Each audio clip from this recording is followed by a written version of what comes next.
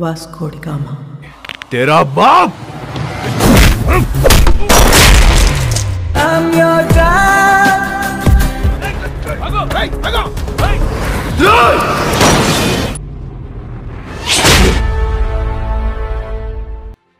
Halo Indiahaners, di alur cerita film kali ini, Mimin akan menampilkan kisah anak polisi yang lebih memilih menjadi gangster daripada harus mengikuti jejak sang ayah. Meskipun gangsternya terbilang sadis, orang-orang sangat menghormati dan mencintainya. Namun terkadang cerita tak selalu berujung manis. Asmara membuatnya harus berakhir tragis. Kira-kira apa yang melatar belakanginya sehingga ia lebih memilih menjadi preman dan sangat membenci polisi? Lantas apa yang membuat dirinya begitu sangat disegani oleh masyarakat? Kemudian bagaimana ceritanya asmara yang begitu manis berujung tragis? Tanpa banyak kata, kita langsung saja cek alur cerita filmnya. Yo, let's go!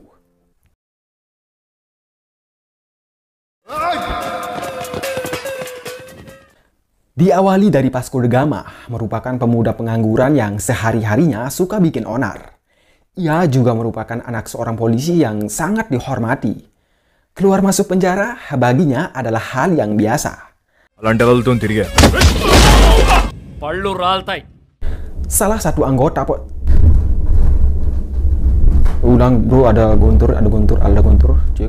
Salah satu anggota polisi, kita panggil saja Pak John, seringkali menawarkan bantuannya agar Vasco mau masuk menjadi polisi.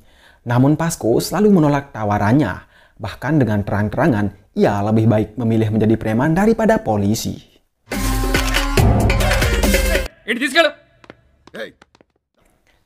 Dan ini adalah Ani, sahabat setia dari Vasco. Saking dekatnya, orang-orang menganggap mereka adalah sepasang kekasih. Meskipun nama mereka sudah tercoreng di mata polisi, Vasco da Gama sangat dekat dengan orang-orang di sekitarnya. Terlebih ke neneknya, Vasco selalu memuliakannya. Di tempat tinggal Vasco, tepatnya di Goa, banyak sekali para mafia asing menyandarkan barang-barang haramnya di sana, kemudian mengedarkannya. Ini adalah Samsung, salah satu ketua mafia narkobeng kelas Jepang. Enemies that Rodriguez. Dan ini adalah Rodriguez, musuh bebuyutan Samsung. Rodriguez ini juga merupakan big boss dari Vasco dan Ani. Selain menjadi tangan kanan Rodriguez, Vasco dan Ani juga merupakan kurir sabong. Bob!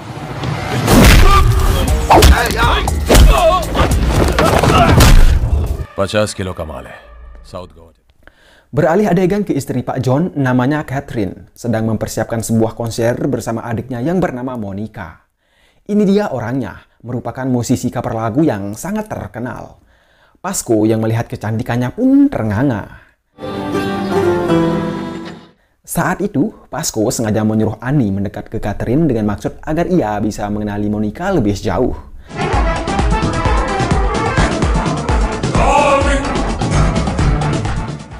Seusai mereka melakukan pertunjukan, Vasco sengaja menjemput Ani ke rumah Catherine, namun sebenarnya ia punya tujuan lain, yakni Monica. Next, atas kinerjanya yang luar biasa, Rodriguez laku bos memberikan mereka pistol sebagai bonus kerja keras. Saat mereka sedang melangsungkan candaan, tiba-tiba gangster yang bernama Chico menyerang mereka. Aksi tembak-tembakan pun berlangsung sengit. Di adegan ini, Rodriguez hampir saja mati, namun Vasco berhasil menyelamatkan hidupnya. Vasco Rodriguez. Dilanjutkan dengan Monica yang sedang rebahan manja. Tiba-tiba mendapatkan telepon dari Vasco. Namun tampaknya Monica yang belum kenal dengan Vasco malah mengabaikannya. What do you want? Vasco da Gama. Really? Malamnya saat Monica sedang bernyanyi di kafe, Vasco terus membayangi dan berkhayal supaya bisa bersama dengannya. Wow.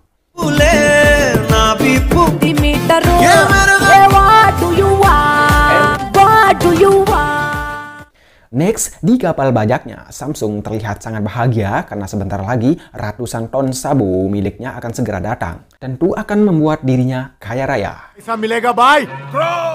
Sementara Rodriguez yang sudah tahu informasi barang milik Samsung akan segera tiba, langsung memberitahu polisi jalur pengirimannya. Namun Vasco yang berada di sana tak setuju dengan keputusan yang diambil oleh Rodriguez.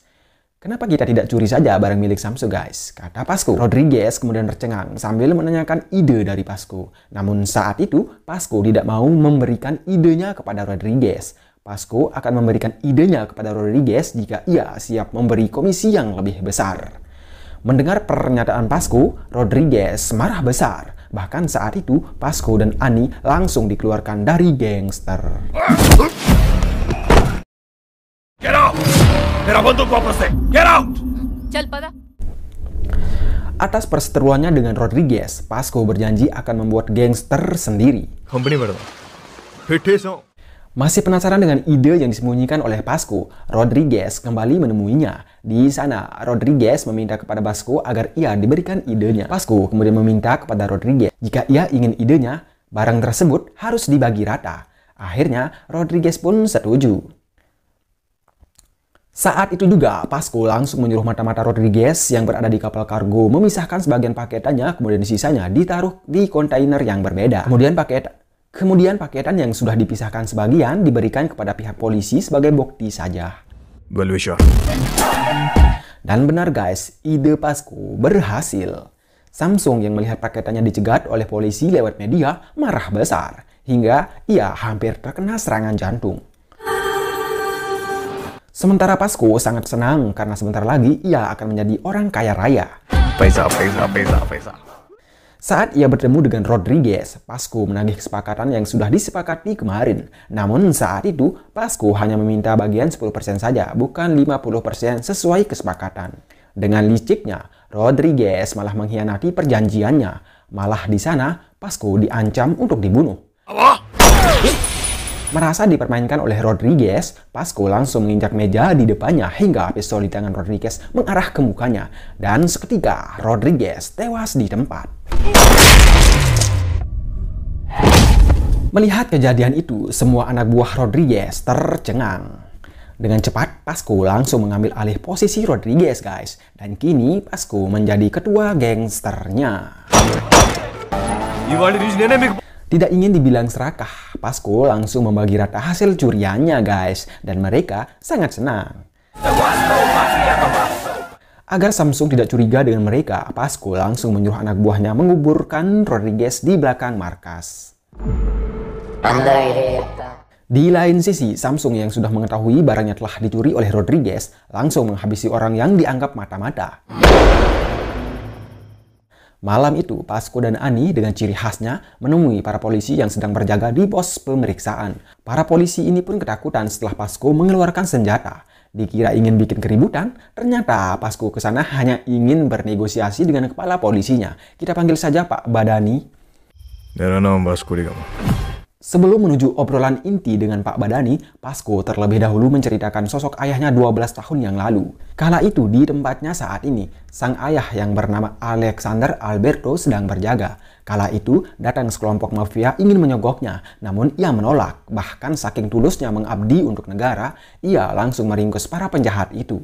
Namun sebuah insiden hebat terjadi guys. Salah satu teman penjahat itu menembaknya. Dan saat itu bukan sang ayah saja yang menjadi korban. Sang ibu juga ikut menjadi korban pembunuhan. Pak Badani yang saat itu masih menjadi anggota hanya bisa menonton. Bahkan demi uang, Pak Badani tega menerima suap dari mafia tersebut dan menghilangkan kasus insiden tersebut.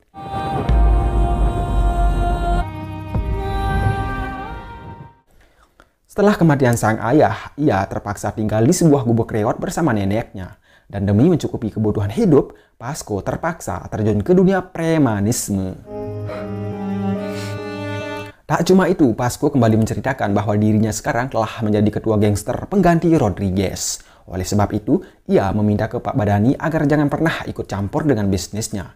Saat itu juga, Pasco langsung menyuapnya. Setelah Pak Badani disuap, Ani langsung memanggil geng-gengnya dan membawa satu truk sabo untuk dikirim. Dan kini Pasco de Gama Alberto menjadi gangster paling kaya raya juga disegani. Dan hasil jualan sabonya, ia sumbangkan ke Yayasan Maria punya neneknya. Wow, keren sih cu. Mama, is what you get. जाऊंगा सारी कमर. Di samping Pasco mengurus bisnisnya, ia terus mengejar Monica. Meskipun seringkali dicuekin, tapi biasalah guys. Awalnya jual mahal, ujungnya jual murah. Kathy! Hei! Dilanjutkan dengan aksi Samsung dan geng-gengnya. Salah satu anak buah Pasco harus menjadi korban pembunuhan.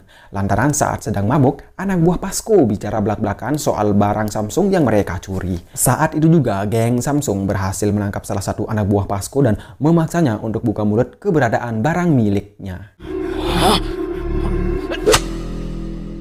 Pagi itu, Pasco langsung bertemu dengan Pak Badani dan mengesalkan atas kematian sahabatnya di tangan Samsung.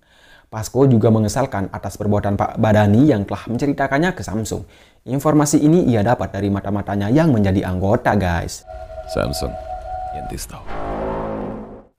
Pak Badani langsung memohon maaf atas perbuatannya dan berjanji mulai saat ini ia akan memihak ke geng Pasco.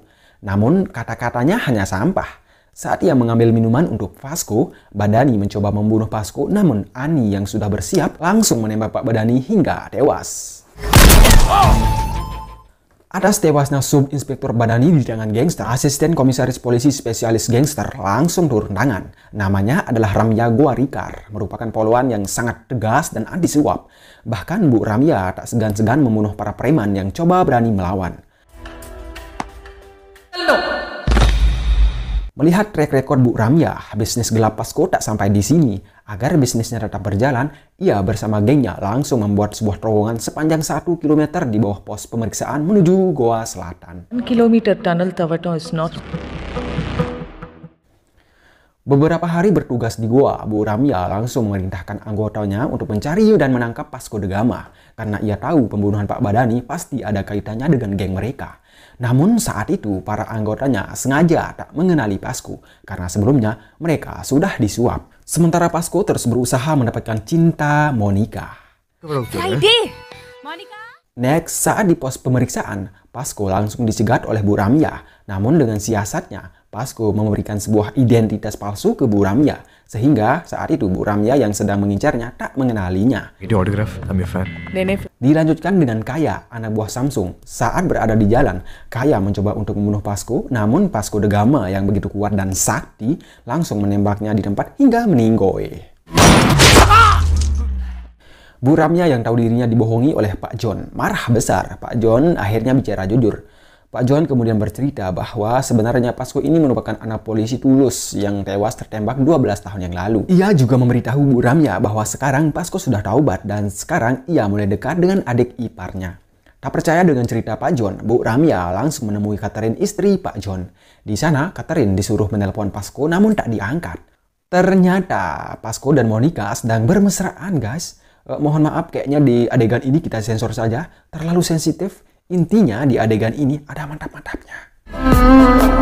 Next, setelah mereka berduaan sepanjang hari, Samsung berhasil menemukan keberadaan Pasco. Demi melindungi Monica dari serangan geng Samsung, Pasco tak tinggal diam. Baku tembak pun berlangsung sengit hingga beberapa anak buah Samsung tewas. Jibok, formal karo.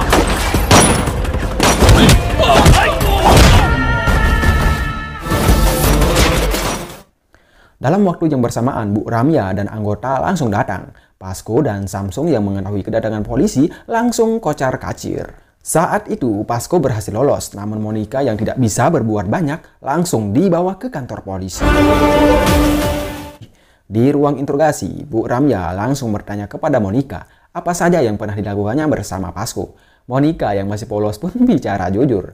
Saat ia keluar bersama Pasco, mereka melakukan mantap-mantap. Can you please explain what this particular విరామ్ గురించి మాట్లాడా వాడి పనిలో వాడున్నాడు తర్వాత నేను చేశా. Ketika Bu Ramya sudah pulang, Pasco bersama gengnya langsung mengepung kantor polisi untuk membebaskan Monica yang sedang ditahan. Wow, perjuangan yang luar biasa. Itulah bukti cinta, guys. నువ్వు ముంబైలో ఏం చేస్తున్నావు ఎక్కడ? Hari itu juga Pasco langsung dicap buronan kelas Terry. Tak terima Pasco dianggap buronan, masyarakat langsung merobek pamflet foto yang disebar. Bu Ramya yang tahu pamflet itu dirobek langsung mengumpulkan orang-orang yang merobeknya. Dan disinilah Bu Ramya tahu ternyata hasil bisnis jual sabonya Pasco kumpulkan untuk Yayasan Maria. Pasco kumpulkan untuk Yayasan Maria dan ia donasikan kepada masyarakat miskin untuk membangunkan rumah untuk mereka. Wow, keren. Detik itu juga Bu Ramya langsung menuju ke tempat yang dimaksud. Sampai di sana terlihat uang hasil bisnisnya sangat banyak. Di sana Bu Ramya juga melihat almarhum foto ayah Vasco terhias rapi. Tak sampai di sini, Bu Ramya bersama anggota langsung mengecek bangunan rumah yang sedang dibangun oleh Vasco untuk orang-orang tidak mampu tersebut. Di sana, masyarakat menolak bangunan yang sedang dibangun akan ditahan oleh polisi. Bahkan semua masyarakat membela Vasco dengan mati-matian. Bu Ramya kemudian diceritakan sisi lainnya, bahwa Vasco menjadi preman karena tuntutan hidupnya yang begitu sulit. Meskipun dirinya terbilang gangster sadis, namun ia sangat baik dan dekat dengan kaum-kaum lemah. Tidak seperti mereka yang berpakaian rapi, suka menindas kaum lemah. Wow, keren. Setelah mendengar sisi lain dari Vasco, Bu Ramya kemudian diberitahu bahwa Vasco dan Monica sedang menuju ke Goa Selatan. Saat itu juga, Bu Ramya langsung menyusul mereka. Sampai di pertengahan jalan, bus rombongan Vasco langsung dicegat. Saling dodong antara geng dan polisi pun berlangsung dramatis. Police officer అంటే చాలా ఇష్టం. Duty is my religion! Untuk menghindari pertumpahan darah, Pak John terus memohon kepada Bu Ramya agar membiarkan mereka lolos. Next, setelah Bu Ramya dan Pak John memisahkan mereka waktu lalu, Monica dan Vasco terus saling memikirkan dan menggalau setiap saat, cuk.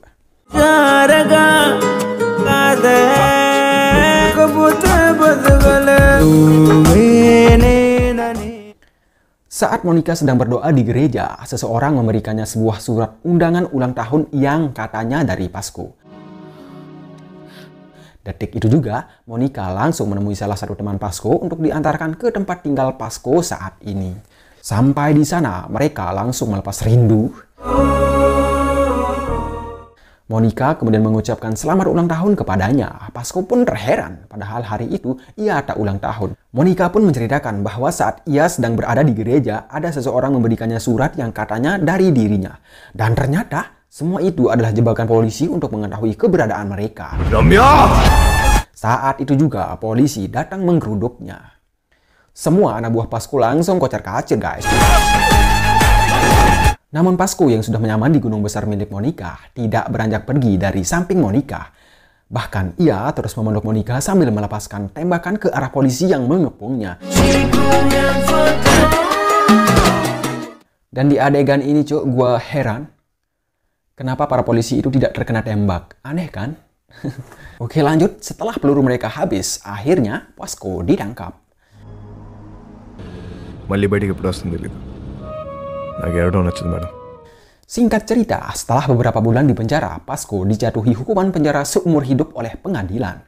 Namun ketika Bu Ramya ingin mengecek keadaannya, Vasco menghilang. Ternyata semenjak dirinya ditahan di ruang isolasi, Vasco telah membuat terowongan untuk kabur. Wow, untuk menghindari kecurigaan polisi saat dijemput oleh geng-gengnya, mereka menggunakan kendaraan polisi dan berpakaian seperti polisi. ఇది ఎప్పుడు అసలు వేసుకుని పోలీస్ బండిలు Saat itu juga, Bu Ramya langsung mengerahkan semua anggota untuk menyisiri kota agar Vasco tidak bisa kabur. Monica! Ketika Ani hendak membawa Monica kabur, Samsung menghadang mereka dan saat itu mereka diculik. Untuk mendapatkan informasi, Bu Ramya menyuruh Pak John melacak keberadaan Monica lewat ponselnya. Dilanjutkan dengan Vasco. Mendengar Ani dan Monica diculik, ia langsung bergegas menuju tempat mereka disekap oleh Samsung. Di adegan ini, Samsung mencoba membunuh Monica, namun Ani yang tahu cinta Vasco begitu besar kepada Monica, Ani rela menghalau peluru pistol milik Samsung. Melihat sahabat sejatinya ditembak oleh Samsung, Vasco langsung membabat mereka hingga habis.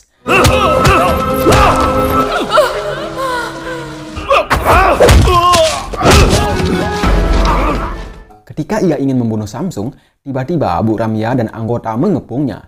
Tapi Vasco tak peduli. Di depan Bu Ramya, Vasco menembak kepala Samsung hingga tewas. Setelah membunuh Samsung, Vasco kemudian berlari membawa Monica untuk kabur. Namun sampai di gerbang keluar, gerbangnya sudah digembok. Dan disinilah adegan dramatisnya guys. Bu Ramya meminta ke Pasko agar ia segera menyerahkan diri dengan baik dan menjalani hukuman. Tapi Pasko menolak karena ia tahu jika ia menyerahkan diri, ia tak akan bersama lagi dengan Monica. Dan akhirnya Pasko lebih memilih mati. Wajay! What life? It's love. Apa itu?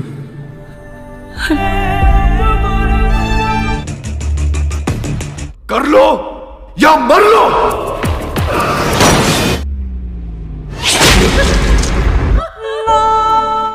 Monica juga demikian. Ia tidak bisa menjalani hidup tanpa Pasko. Melihat sang kekasih sudah di ujung maut, Monica langsung mengambil pistol tersebut kemudian meledakkan ke kepalanya. Mati dan tamat. Habis.